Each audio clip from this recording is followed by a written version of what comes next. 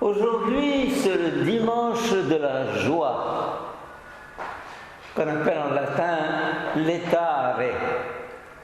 Réjouissez-vous, ça veut dire. En effet, les textes, les lectures d'aujourd'hui nous invitent à la joie. Pousse des cris de joie, fille de Sion, éclate en ovation Israël. Réjouis-toi, tressaille d'allégresse. Ah, un appel à la joie. Car l'évangile, c'est la bonne nouvelle. Car l'évangile, c'est le chemin de la joie. Et au cœur de l'évangile, il y a les béatitudes qui sont des appels à la joie, bienheureux, heureux. Le bonheur. La joie, le bonheur, le plaisir, c'est quoi? Est-ce que la joie, c'est le bonheur? La joie, c'est le plaisir? Et là, je pense qu'il faudrait réfléchir. Le plaisir est très différent de la joie. Le plaisir consiste à consommer, à jouir physiquement, égoïstement. J'ai du plaisir, comme un chat qui se chauffe au rayon du soleil. Et souvent, notre époque nous propose le plaisir, des formules, des recettes pour jouir au maximum. Nous sommes dans un siècle qui a promu l'hédonisme en dogme. Il faut être heureux. Ah, oui. Et alors, chacun vous propose sa formule, sa recette. Le plaisir, c'est pas la joie. C'est peut-être même son contraire. J'ai ici une citation de Jeanne Moreau qui dit « Un papillon est l'image même du bonheur. Si vous vous acharnez à l'attraper, il vous échappe. Courez après le bonheur, vous ne trouvez pas le bonheur. Tandis que si vous vous asseyez, il vient bientôt se poser sur votre nez. Le bonheur échappe à ceux qui lui courent après, et il se propose et s'installe dans le cœur de celui qui ne le recherche pas. Ne cherchez jamais le bonheur. Ne cherchez jamais le plaisir. Il est donné par surcroît, comme une grâce. Et le plaisir n'est pas le bonheur. C'est ce qu'on veut nous faire croire. Le plaisir, c'est la jouissance du corps. Elle passe aussi vite qu'un clin d'œil. On jouit, ça retombe. La joie, elle dure. Que ma joie demeure. Rappelez-vous le choral de Bach. Que ma joie demeure. La joie, c'est ce qui demeure. La joie, c'est ce qu'on ne peut pas acheter.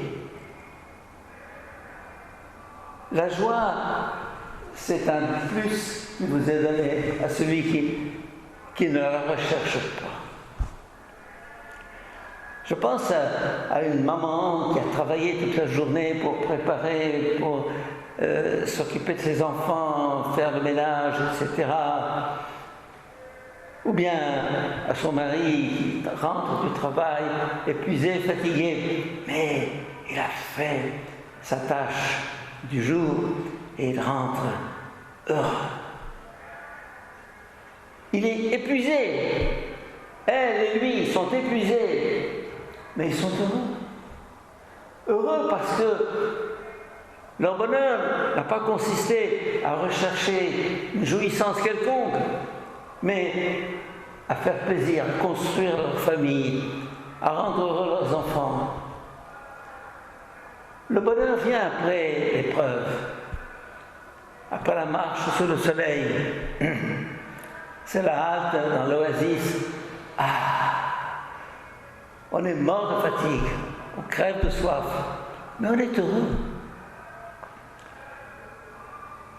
la joie du devoir accompli, la joie après le combat, la joie après la maladie et la convalescence. Et quelquefois d'ailleurs, le bonheur, on l'a, on y est, on est plongé dedans, mais on n'en a pas conscience. On ne sait pas qu'on est dans le bonheur. Que de gens ont tout ce qu'il faut pour être heureux, mais ils ne le savent pas, ils n'ont pas pris conscience.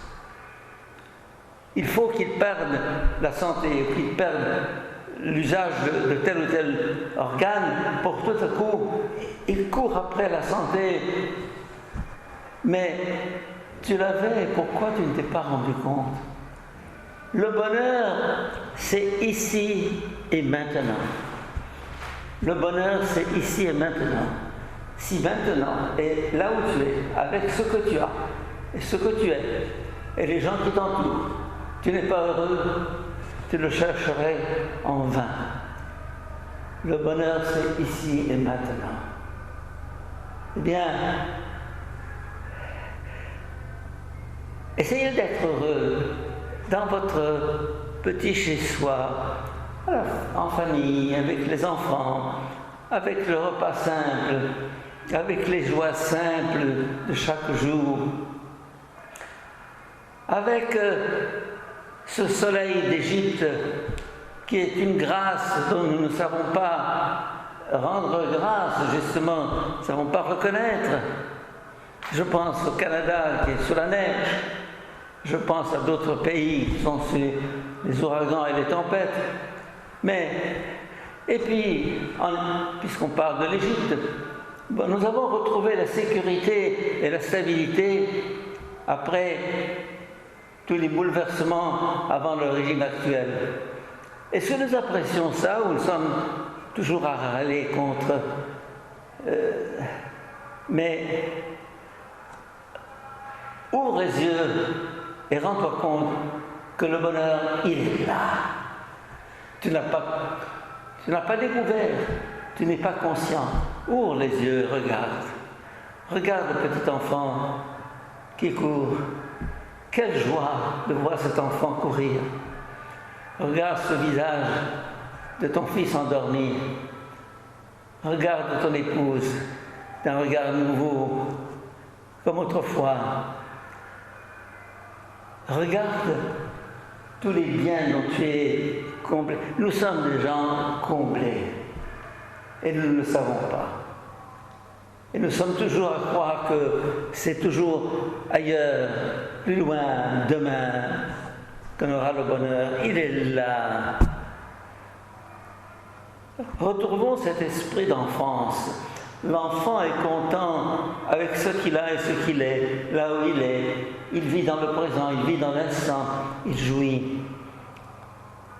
Et c'est pour ça que les lectures nous invitent à la joie. Pose des cris de joie, éclate en ovation, réjouis-toi, tressaille d'allégresse. Et saint Paul, dans son épître aux Philippiens, nous dit: frères, soyez toujours dans la joie du Seigneur. Laissez-moi vous le redire, soyez dans la joie. Il le répète une seconde fois. Eh bien, mes chers amis, demandons à Dieu la joie.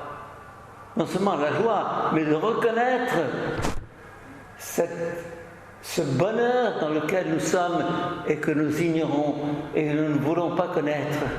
Ouvre les yeux, regarde autour de toi et jouis de cette grâce dont Dieu te comble ici et maintenant. Amen.